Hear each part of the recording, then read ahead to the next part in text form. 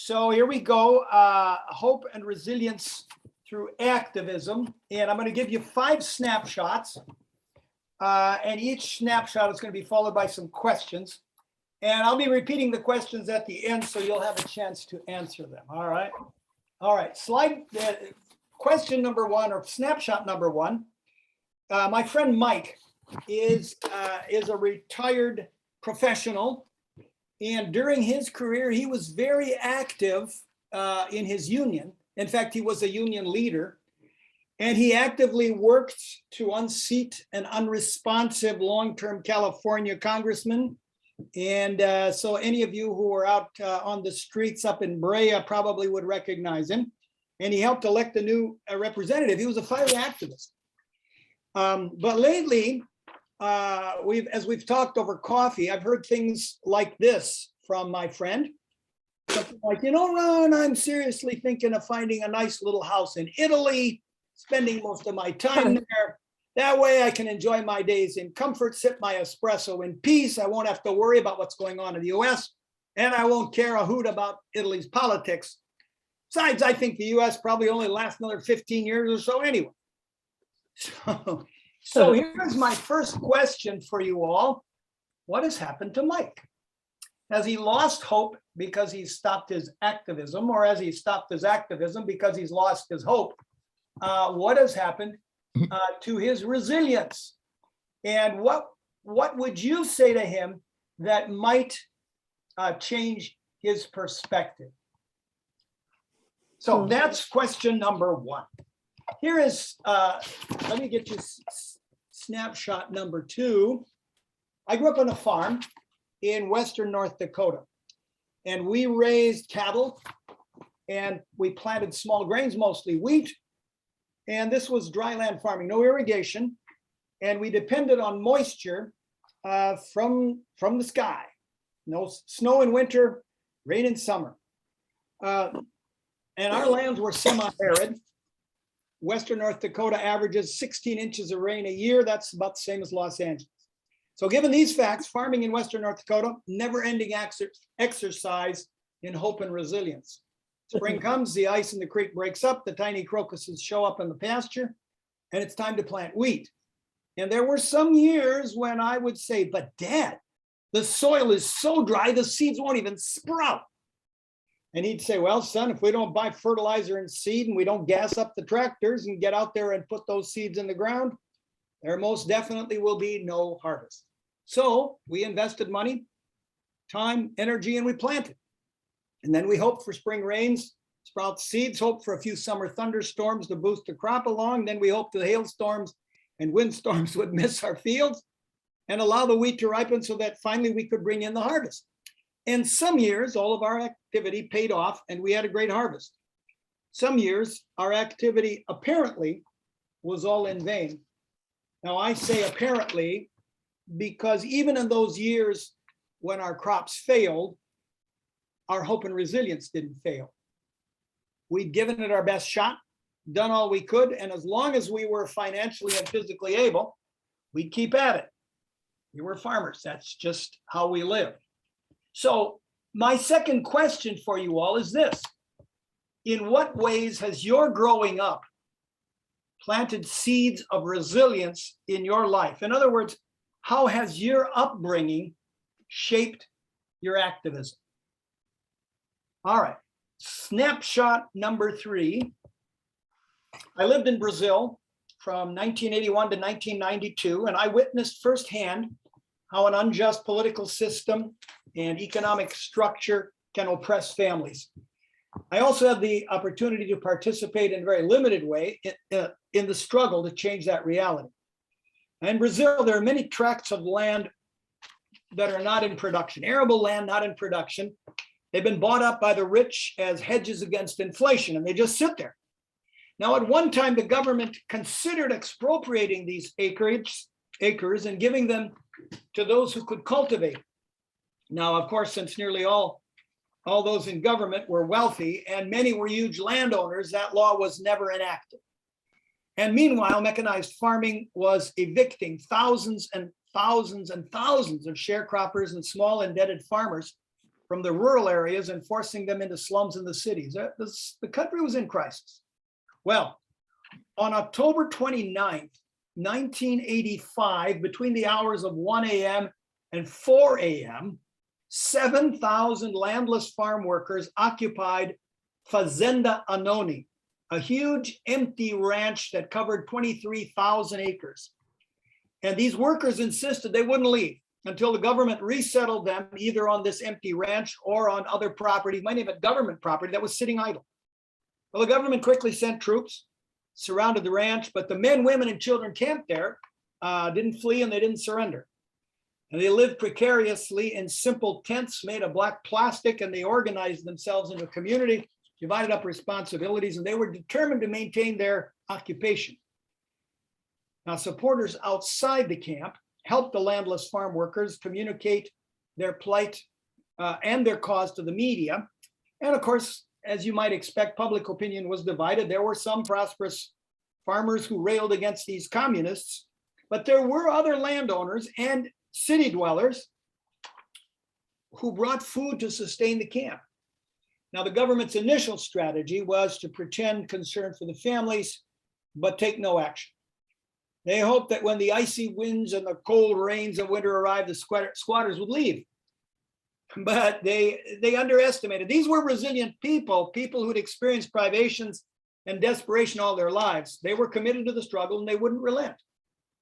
So finally, the government offered to negotiate. They said, we'll send us the leaders from your group and we'll negotiate. But these farmers not only were resilient, they were smart. They were wise enough to know that one or two people sitting down with powerful officials was a risky proposition. Who knew what promises could be made, what pressures could be applied to the individual? And so they announced, we don't have any leaders, we're all leaders. The farmers then decided on another tactic to pressure the government. They carefully selected 100 people from the camp, and they sent them on a 240-mile march from the fazenda to plead their case before the governor in the state capital of Porto Alegre. And for 20 days, they marched southward, and they carried a cross, and hanging on the cross were strips of white cloth. Each strip represented a child that had died in the camp because of the suffering. And when they'd arrive in a little town, they would ring a bell and get people gathered, and then they'd explain who they were and why they were marching. Now, I was living in one of those towns that they passed through, one of the last ones before they arrived in the state capital. And on this last leg of the march, these 100 brave men and women were joined by thousands of people who supported their cause. And I had the privilege of marching with them into the city. And I'll never forget what one elderly farm worker said. He was asked where he'd found the strength to march so far, and his wrinkled, grizzled face broke into a smile. And he said, "Oh, I open up my Bible and I find myself in there, God's people marching to the promised land. That's what keeps me going." Now, the struggle of these farmers lasted for years, but they did finally receive land. But the story of the landless farm workers continues in Brazil, just as the injustices in that beautiful country continue. What I want to lift up from their story is this: the landless farm workers movement as a whole had a vision of a reality that went beyond their personal lives. Now, the old farm worker, he kept marching because his hope and resilience were grounded in a religious reality. Now, you might not define your reality in religious terms, and not all of the farm workers did either. But all of them, and I would argue that all of us, if we want to remain politically active, if we want to keep hope and resilience alive, we all need to have a sense that we're part of something bigger than just our personal preferences. Now, maybe it's a commitment to the vision of our nation's founding fathers. Maybe it's a desire to make real the words engraved on the Statue of Liberty. Maybe it's a conviction that all of humanity deserves equal opportunity. Maybe it's the desire to have a better world for our grandchildren. Whatever it is, we need to keep reminding ourselves of that bigger picture, that larger reality. When you actively work toward realizing that big picture, then I think your hope and resilience will continue to carry you forward. So here's the next question for you. What is the big picture or the larger reality that inspires your activism? Well, I have entered my 7th decade. A while back, I was doing some voting registration presentations, as Diane mentioned, at Valencia High School. And when I told them I was born in 1949, a couple of them, I could hear them muttering, "Wow." And I saw quite a few eye rolls. At my stage in life, like many of you, we start thinking of what we'll leave behind, our legacy. But as I get older, I also find I've been thinking about my past, about what I've inherited. And I believe that the hope that I carry today is a link between my past and the future, between what I've received and what I'll leave behind. So for my 4th snapshot, we're going to look at the past. And I was tempted to focus on some great historical figures, Gandhi or Rosa Parks or Martin Luther King. But in the end, I decided to stay closer to my own story. And so I'm going to tell you a little bit about my maternal grandfather. His name was Rudolf Heupel. He was born in 1893 in what today is the Ukraine. There's a country in the news. But back then it was part of Russia called Bessarabia. And he was forced to speak Russian in school, but the village and the entire region was German, as was my grandfather. Now, his older brother and sister had emigrated to North Dakota earlier. In 1913, when Rudolf was 20, he traveled to Germany and enrolled in a deacon training program. And quite frankly, his timing could not have been worse. A year after he arrived in Germany, World War I broke out. And as you know, Germany was at war with all of Europe. And then Germany declared war on Russia, where Rudolf's family lived. And Rudolf never saw any of those people again. Some of his relatives died of starvation. Some got sent to Siberia. And Grandpa was living in Germany, but he wasn't drafted because he was Russian born. He was suspect, but he was quarantined to the small town where he was studying. Well, soon the United States entered the war against Germany. That's where his brother and sister lived. So things were pretty tough for Rudolf. Starvation hit Germany very hard. The winter of 1916 was called the turnip winter because the potato crop had failed and all that was left to eat was turnips. And then there was a great flu epidemic of 1918, swept across the globe, including Germany, and around the world, 500 million people died. After the war, Germany was a mess. There were disgruntled soldiers roaming the land, causing mayhem and terrorism. Inflation was out of control.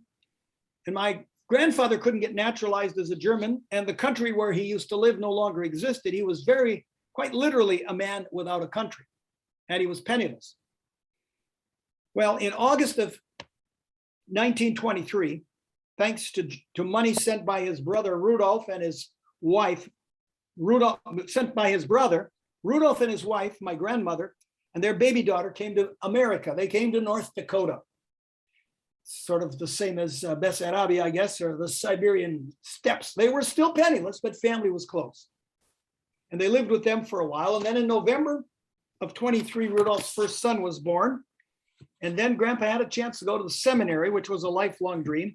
So in January of 24, he left his family he went to the seminary in Minnesota, left his family in care of his sister. And on March 2nd, he got a telegram, said simply, the baby has died. The funeral will be on Saturday. Now, Grandpa had no money for a train ticket. His fellow students took up a collection so he could go back for the funeral. He brought his family back to Minnesota, and due to overwork and constant childbearing, my grandmother almost had a physical and mental breakdown. Finally, he finished the seminary, went back to North Dakota to be a pastor in this country church. He stayed there for 20 years. And again, Grandpa's timing, not so good. Couldn't have been worse. Within a few years, the rain stopped falling, the wind started blowing, and the crops started dying. It was the dirty 30s. And black dust filled the sky. Grandpa Heupel and the family got paid in meat and vegetables because his members had no money. They didn't have food. In 1947, Rudolph's firstborn daughter died of pneumonia at age 27. 1 month later, His first grandson died after only 3 days of life. His oldest son later on had a nervous breakdown, and Grandpa Heupel died of a stroke at age 67. Now, I'm sure some of you are listening to this and say, why is he telling us all of this stuff? We don't need to be reminded that people in the past had tough times, often tougher times than ours. I know you already know that. I'm telling you all of these details for a much different reason. And here's the reason. Despite all of the hardship and the struggle that my grandfather endured, he was a man of hope and resilience. He was not a sour person. He was not a glum person. He was a joyful person, and he was a supreme activist. Under Grandpa's leadership, that little congregation thrived. He organized a summer Bible school for more than 80 kids. And even during the deepest droughts and of the Depression years, Grandpa continued to send personal donations back to that school in Germany. I saw the letters, I did research. It says, so thankful, Pastor Rudolph, for the $2 and the box full of clothes that you sent. And Grandpa had a special gift of healing. Today we'd say he was a massage therapist or a chiropractor, I'm not sure. But thousands and thousands of people, the German-Russian settlers from North Dakota and South Dakota and Canada, they came to him for physical health. Called him a doctor, but he always refused that title. He insisted he was just a country preacher trying to serve other people. Now, I was 11 years old when he died, and I remember his funeral. The country church was packed, and hundreds of people stood around outside, all around the church. Now, my grandfather's activism, his lifelong hope and resilience, they're part of my personal inheritance. And more than once, when I've been tempted to withdraw or resign or surrender, I think about Grandpa. And that inheritance challenges me, it compels me, it inspires me to keep moving forward. So here is my question number 4 for you all. Is there any person or event in your past that inspires you to keep active, to keep hope alive? Or maybe it's some historical figure that you've focused on and kind of keeps you going. Okay, one last snapshot, and I'll be done here. I'm sure most of you have heard of Greg Boyle, founder of Homeboy Industries. Greg has spent a lifetime in activism, working with people and working in situations that most people would run away from. So what keeps his hope alive? How does he keep going? His latest book is called The Whole Language, The Power of Extravagant Tenderness. And in it, he quotes Daniel Berrigan, the great anti-war activist. And Berrigan says this: the great revolutionary virtue is endurance. The great revolutionary virtue is endurance. And then Greg Boyle goes on to say this: part of that endurance comes from abiding in yourself and choosing to stay on good terms with your life. We even accept the invitation to forget about ourselves on purpose. Now, it seems to me if we want to continue a life of activism, if we want to keep our hope and resilience alive, we need to take care of ourselves. As Greg Boyle says, you need to stay on good terms with your life. Now, for me, to stay on good terms with my life means I need to get my rest. If I don't sleep, I'm no good. And I need to eat decent food at regular times. I can't skip meals.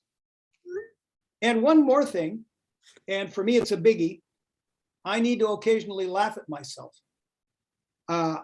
It's so easy for me to get involved in some activity or project and then suddenly believe it's all up to me, that I'm the Lone Ranger out to rescue the world. So I would suggest if we want to stay active and keep hope and resilience alive, then you need to stay on good terms with your life. So here's my final question. What does it mean for you to be on good terms with your life? So I've given you some snapshots and I've asked you some questions, and here they are again, and then we'll talk about it a little bit. Question 1, what has happened to Mike? What would you say to him that might change his perspective? In what ways has your growing up planted seeds of resilience in your life? Number 3, what is the big picture or the larger reality that inspires your activism? Number 4, is there any person or event in your past that inspires you to keep active, to keep hope alive? And finally, what does it mean for you to be on good terms with your life? So those are the things I wanted to share with you tonight. And I think my time is probably about up. So I'm going to ask if there's any questions, any comments. Why don't we just give Ron a wonderful applause for his narration? This is just wonderful.